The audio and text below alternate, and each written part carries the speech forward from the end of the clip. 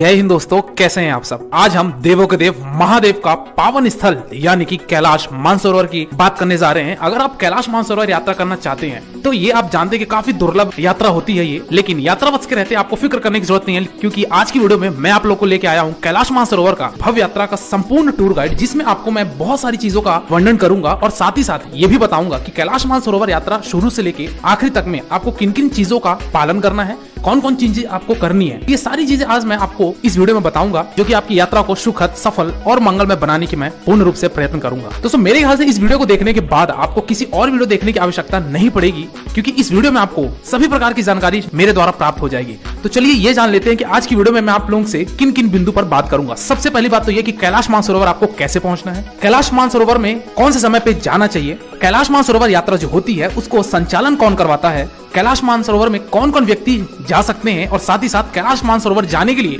किन किन चीजों का हमको आवश्यकता पड़ती है, यानी कि हमको रजिस्ट्रेशन कैसे करना है, हमको मेडिकल सर्टिफिकेट कहां से बनवानी है, कहां हमको आना पड़ेगा, इन्हीं सब के बारे में ये भी जानेंगे।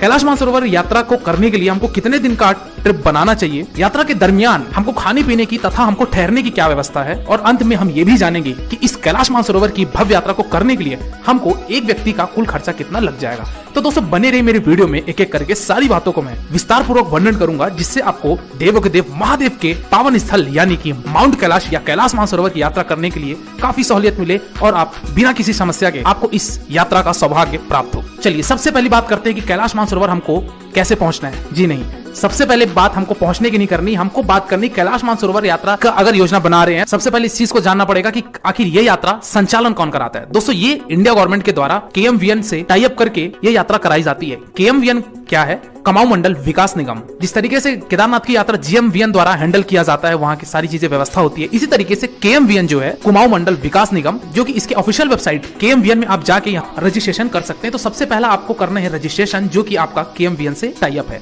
KMVN वाले को आपको पहले 5,000 रुपए नॉन रिफंडेबल अमाउंट देना पड़ेगा। जितने व्यक्ति रहेंगे उन सभी का रजिस्ट्रेशन करना पड़ेगा। मानसरोवर यात्रा के लिए KMVN 30 लोगों का एक जत्था निकालता है। कहने का मतलब ये है कि बैच निकालता है और एक बैच में 30 लोगों को रखता है वो, और इस 30 लोगों का वो रजिस्ट्रेशन जब कंप्लीट हो जाती है और आपसे 5,000 रुपए जो नॉन रिफंडेबल है वो ले लिया जाता है, तब आपको सूचित किया जाता है मैसेज के द्वारा या फोन करके कि आपको अब आना है दिल्ली अपना मेडिकल टेस्ट करवाने के लिए। दोस्तों ध्यान रखिएगा, अगर उदाहरण के तौर पे ये बोलूं कि अगर 10 तारीख से किसी भी महीने की अगर कैलाश मानसरोवर यात्रा शुरू हो रही है, तो उससे आपको 3 से 4 दिन पहले दिल्ली पहुंचना पड़ेगा, क्योंकि 3 से 4 दिन की ये जो प्रक्रिया होगी वो होती है आपकी मेडिकल टेस्टिंग का, यानी कि आपकी फिजिकल टेस्टिंग और भी बहुत सारी चीजें होती हैं, जिसमें से सबसे पहली बात तो ये कि मेडिकल टेस्ट जो होती है वो होती है DHLI की तरफ से और साथ ही साथ ITBP की तरफ से, यानी कि Delhi heart and lung institute और इंडो तिब्बतियन बॉर्डर फोर्स। जैसा कि आपको पता है हमारा मानसरोवर है वो चाइना के तिब्बत में पड़ जाता है, तो इसके वजह से ITBP के द्वारा और Delhi heart and lung institute के द्वारा ये आपकी मेडिकल टेस्टिंग होती है। अब मेडिकल टेस्टिंग में आप जो स्क्रीन पे देख रहे हैं, जिसमें से आपको हीमोग्लोबिन का टेस्ट किया जाता है, कोलेस्ट्रॉल भी देखा जाता है, ब्लड शुगर देखा जाता है, ब्लड प्रेशर देखा जाता है, यूरिया टेस्टिंग होती है, और साथ ही साथ सबसे मेन चीज बॉडी मास इंडेक्स, जो कि आपका 25 या फिर 25 से कम होनी चाहिए आपका बॉडी मास इंडेक्स। तो ये सारी टेस्टिंग होने के बाद आपको रिपोर्ट मिलेगी, और रिपोर्ट में अगर आप क्वालिफाई होते हैं तभी आप इस मानसरोवर की यात्रा प्रारंभ कर सकते हैं, अन्यथा आप अपने घर के लिए रवानगी ले लीजिए। ध्यान रखिएगा कि ये जो 5,000 रुपए दे के आप दिल्ली पहुंचेंगे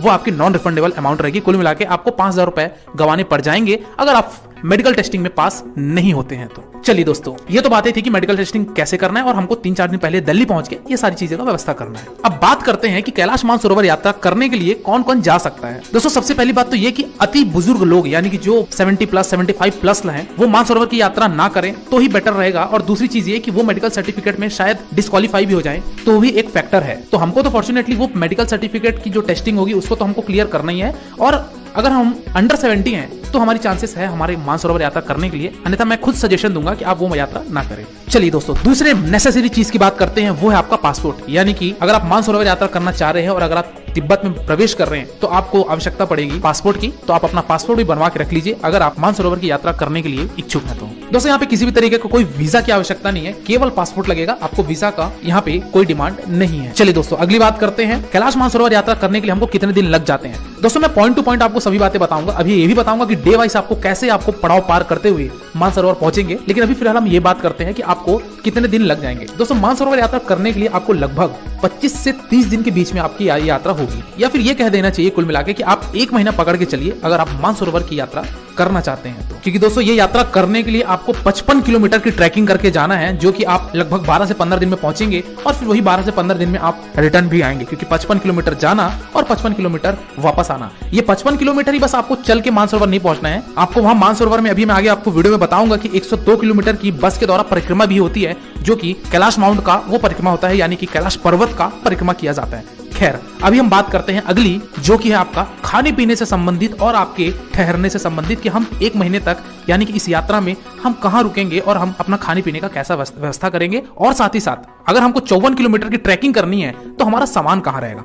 दोस्तों जैसा कि मैंने आपको बताया, KMVN यानी कि कुमाऊं मंडल विकास निगम ये यात्रा का संचालन करवाते हैं, यानी कि कैलाश मानसरोवर यात्रा करवाते हैं। तो इनके पैकेज जो रहते हैं वो पैकेज में आपको सारी चीजें इंक्लूड रहती हैं। यानी कि इस पैकेज में आपकी वो सबसे पहली चीज तो आपके एकोमोडेशन कहाँ होगा, तो वो होगा या तो आपको किसी भी होम स्टे में, क्योंकि वहां आपको मालूम है उस पर्वत में एक छोटे छोटे गांव से आपको गुजर के जाना है, तो होम स्टे रहेगा, तो वहां आपकी स्टे हो सकती है।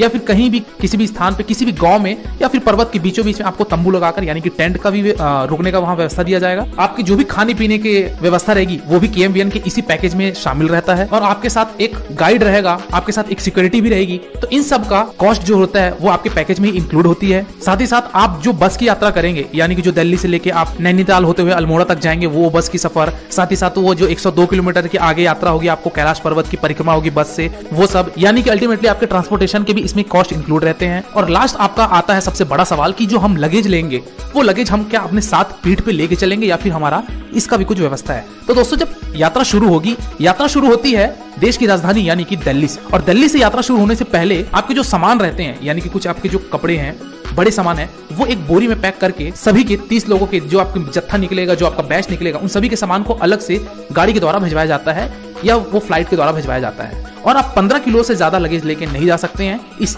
मानसरोवर यात्रा के लिए। तो इस तरीके से आपके सामान की व्यवस्था KMVN के द्वारा ही करवाई जाती है। जो भी लगेज का ट्रांसपोर्टेशन रहता है वो आपको अपने साथ नहीं बल्कि KMVN के ट्रस्ट के द्वारा ये किया जाता है। तो दोस्तों ये बातें थी कि ये सारी पैकेज आपको KMVN के द्वारा होगा, क्योंकि KMVN ही ऑर्गेनाइज करवाता है। कितना कॉस्ट लेता है इन सभी चीजों का वीडियो के लास्ट में मैं आपको बताऊंगा। चलिए दोस्तों प्रस्थान करते हैं। सबसे महत्वपूर्ण बात कि हमको अब यात्रा शुरू करने के लिए कौन कौन से शहर से गुजरना पड़ेगा, और आपके सामने मैं मैप के जरिए बताऊंगा कि आपको कौन कौन से स्थान से गुजर के जाना है और किस तरीके से आपको अपनी ये यात्रा पूरी करनी है। तो दोस्तों ये रहा आपके सामने मैप, और आपकी यात्रा प्रारंभ होती है देश की राजधानी यानी कि दिल्ली से। दोस्तों दिल्ली से आपको सबसे पहले जाना है अल्मोड़ा, जो कि 340 किलोमीटर की दूरी पे ये स्थित है, और ये यात्रा आपकी तय होगी बस से। और ये 340 किलोमीटर की यात्रा जो आप तय करेंगे उसमें आपको लगभग 2 दिन लग जाएंगे। इस सफर के दरमियान आपको जगह जगह पे रोका जाएगा, जगह जगह पे आपको विश्राम करने की भी समय दी जाएगी। तो वो आपको व्यवस्था नहीं करना है, वो ऑलरेडी KMVN के द्वारा सारी चीजों का बंदोबस्त कर दिया जाता है। तो दोस्तों आप पहुंचेंगे 2 दिन बाद अल्मोड़ा और डे नंबर 2 की रात में विश्राम करेंगे। अगली सुबह आपको निकलना है अल्मोड़ा से धारचूला के लिए। दोस्तों ये है धारचूला, और इस धारचूला पहुंचने के लिए आपको 243 किलोमीटर की यात्रा तय करनी पड़ेगी, जो कि ये यात्रा आपकी बस के द्वारा होगी। दोस्तों इस 243 किलोमीटर यात्रा तय करने के लिए आप छोटे छोटे गांवों से गुजर के जाएंगे, जहां पे आप अपना स्टे भी ले सकते हैं, खान पान की व्यवस्था कर सकते हैं। तो आप देख सकते हैं जैसा मैप में ये अनेक लोकेशन है, इन सभी कस्बों से गांवों से गुजर के आपको पहुंचेंगे धारचूला। दोस्तों उस दिन आपका धारचूला में स्टे रहेगा, और धारचूला से दोस्तों आपको अगले दिन निकलना है पांगला के लिए। दोस्तों पांगला से ही आपकी पद यात्रा शुरू होती है, यानी कि अब आपको पैदल यात्रा शुरू करनी है। और पांगला से आपको सबसे पहले पड़ाव पड़ेगा बूढ़ी। दोस्तों ये है आपका बूढ़ी, और पांगला से बूढ़ी तय करने के लिए लगभग 1 दिन इसमें पुनः लग जाएंगे, और आप उस दिन चाहे तो बूढ़ी में अपना स्टे कर सकते हैं। दोस्तों यहाँ पे मैप में आप देख सकते हैं जो बूढ़ी है, गुंजी है, काला पानी है, इन सभी जगह पे आपको एक छोटे छोटे टेंट दिख रहे हैं, यानी कि आप यहाँ अपनी रात विश्राम कर सकते हैं। जहां कहीं भी आप अगर पहुंचे हैं, यानी कि आपकी जो जत्था है वो जहां कहीं भी पहुंचा रहेगा, किसी भी स्थान पे किसी भी ग्राम में वो अपना स्टे ले सकते हैं। तो दोस्तों अगली सुबह आपको फिर वहां से बूढ़ी से निकलना है, गुंजी होते हुए, काला पानी होते हुए नाभी डांग। और दोस्तों नाभी डांग में आपको उस दिन पुनः रात में विश्राम करना है, जिस दिन भी आप पहुंचेंगे। और नाभी डांग से जो आप ये देख सकते हैं लीपू पास, जिसको लीपू लेक भी कहा जाता है। दोस्तों लीपू लेक यानी कि ये है आपका इंडिया और चाइना का बॉर्डर। लेकिन आपको जो नाभी डांग से जो लीपू लेक तक जाना है, ये आपकी बहुत ही ज्यादा स्ट्रेट चढ़ाई होने की वजह से आपको काफी ज्यादा समय लगेगा। नाभी डांग से जो लीपू लेक की जो दूरी है वो 8 किलोमीटर की है, और ये 8 किलोमीटर यात्रा तय करने के लिए आपको थोड़ी बहुत परेशानियों का सामना हो सकता है, क्योंकि ज्यादा खड़ी चढ़ाई होने की वजह से, ऑक्सीजन की कमी होने की वजह से आपको थोड़ा सा कठिनाइयों का सामना करना पड़ सकता है। तो दोस्तों लीपू लेक पे पहुंचने के बाद यहाँ से आपको ओम पर्वत का दृश्य दिखेगा, जो कि एक बेहद शानदार नजारा है। तो यहाँ से आप ओम पर्वत के दृश्य देखिए, यहाँ आप अपनी परमिट की चेकिंग करवाइए जो कि आपको KMVN द्वारा दिया जाएगा और आप प्रस्थान कर जाएंगे चाइना के तिब्बतन बॉर्डर पे। तो दोस्तों यहाँ से आपकी पैदल यात्रा अब थोड़ी सी विराम लेती है और अब आपको लीबू लेक से तकलाकोट, दोस्तों ये है आपका तकलाकोट, ये आपकी है 11 किलोमीटर की दूरी जो कि आपको बस के द्वारा करवाई जाएगी। तो दोस्तों आप तकलाकोट पहुंचेंगे और उस दिन आप रात में वहां विश्राम करेंगे। तो वहां दोस्तों आप अपना भोजन लीजिए और आप उस दिन विश्राम करेंगे। अगली सुबह आपको निकलना है तकलाकोट से डारचेन के लिए। दोस्तों टकलाकोट से डारचेन आपका ये रहा, यहाँ हमको जाना है डारचेन, लेकिन तकलाकोट से डारचेन की जो दूरी है वो 102 किलोमीटर की है और हम डायरेक्ट डारचेन नहीं जाएंगे क्योंकि उसके पहले हमको पड़ेगा मानसरोवर और उसी के पश्चिमी सिरे में पड़ेगा आपको राक्षस ताल। राक्षस ताल का जो पानी है वो आपको खारापन मिलेगा। वही अगर मानसरोवर की बात किया जाए तो फिर वो तो देवों का जल है, यानी कि उसमें मीठापन आपको मिलेगा। तो दोस्तों मानसरोवर झील में आप स्नान करिए, वहां रहिए। इन्हीं दृश्यों का तो आप देखने के लिए काफी समय से व्याकुल हो रहे थे, काफी दिनों से आपने इतने परिश्रम करके यहाँ पहुंचे और आपको मानसरोवर झील पे कुछ समय रहकर हर हर महादेव का जाप करते हुए, कुछ समय मेडिटेशन करते हुए जरूर आपको बिताना चाहिए। दोस्तों यहाँ पे अगर आप चाहें तो यहाँ पे पंडित के द्वारा आप पूजा अर्चना भी करवा सकते हैं। अगर आप अभिषेक करवाना चाहते हैं तो वो भी आप करवा सकते हैं। वहाँ पे आपको 2-4 पंडा या 2-4 पुजारी आपको मिल जाएंगे, तो वहाँ आप कुछ यज्ञ करवा सकते हैं या जो भी आपकी मनोकामनाएं हैं तो आप मानसरोवर झील पे रुक कर ये करवा सकते हैं। दोस्तों मानसरोवर झील और राक्षस ताल को देखने के बाद हमको निकलना है डारचेन की तरफ। डारचेन हम पहुंचेंगे और डारचेन में आपको मिलेगा बेस कैंप, यानी कि वहां आप स्टे करेंगे। तो दोस्तों डारचेन में आप वहां स्टे करिए, भोजन करके आप विश्राम करिए। दोस्तों डारचेन में आपकी फिर से यहाँ पे परमिट की चेकिंग होती है क्योंकि यहाँ पे बेस कैंप है आर्मी वालों का। तो यहाँ पे आपकी परमिट चेकिंग होके, व्हीकल की चेकिंग होके आपको डारचेन से होते हुए जाना है डेरा फूक। दोस्तों डेरा फूक में आपको स्टे करना है। यहाँ पे आपको टेंट मिल जाएंगे, तंबू मिल जाएंगे और एक दो आपको रिजॉर्ट भी देखने को मिल जाएगा। तो आप वहाँ स्टे करिए। स्टे यानी कि KMVN के द्वारा ही सारी चीजें आपको स्टे रहेगी। आपको फिलहाल सिर्फ यात्रा करने का काम करना है, बाकी सारी चीजें आपके पैकेज में इंक्लूड रहेगी। तो दोस्तों आप डेरा फूक में रुकिए, उस दिन विश्राम कीजिए और अगली सुबह आपको आप जाना है कैलाश मानसरोवर। जैसा कि आप यहाँ इस मैप में देख रहे हैं कि ये है आपका माउंट कैलाश और इसी माउंट कैलाश का पर्वत का परिक्रमा होता है बस के द्वारा, जो कि आपकी लगभग 102 किलोमीटर की ये परिक्रमा यात्रा होती है और आपको लगभग 4 घंटे लग जाते हैं इस महादेव के कैलाश पर्वत के परिक्रमा करने के लिए। तो दोस्तों मेन दृश्य तो आपका यही है, महादेव के आप दर्शन कीजिए। पर्वत के ऊपर आपको जाने नहीं दिया जाएगा, बस के ही द्वारा आपको घुमाया जाएगा, जो कि 102 किलोमीटर की ये परिक्रमा होती है और ये जुंग जरबू होते हुए डेरा फूक से प्रारंभ होगी और आप जोंग जेरबू होते हुए वापस से आपकी ये परिक्रमा यात्रा डेरा फूक पे खत्म होगी। तो दोस्तों ये परिक्रमा यात्रा करने के बाद आपको वापस इसी तरीके से अपने अपने पड़ावों को पार करते हुए आपको इसी तरीके से रिटर्न जर्नी भी होगी। जैसा कि मैंने आपको अभी बताया कि आप कौन कौन से स्थान से आए, इसी तरीके से आपकी ये रिटर्न जर्नी होगी। तो दोस्तों ये था आपका कैलाश मानसरोवर का और माउंट कैलाश का, यानी कि मानसरोवर झील और आपके कैलाश पर्वत की यात्रा इस तरीके से आपको KMVN द्वारा कराई जाती है। जो इस यात्रा को कर लेता है तो शायद उससे बड़ा सौभाग्यशाली कोई नहीं होता, क्योंकि मानसरोवर यात्रा करने के लिए सबसे पहले तो भगवान का आशीर्वाद और इंसान की हिम्मत चाहिए होती है। तो यहाँ तक जो पहुंच गया तो वो मेरे ख्याल से महादेव का सेवार्थ जरूर बन जाएगा। तो दोस्तों चलिए अब लास्ट बात करते हैं कि इस मानसरोवर यात्रा करने के लिए एक व्यक्ति का जो कुल खर्चा आएगा वो लगभग कितना आएगा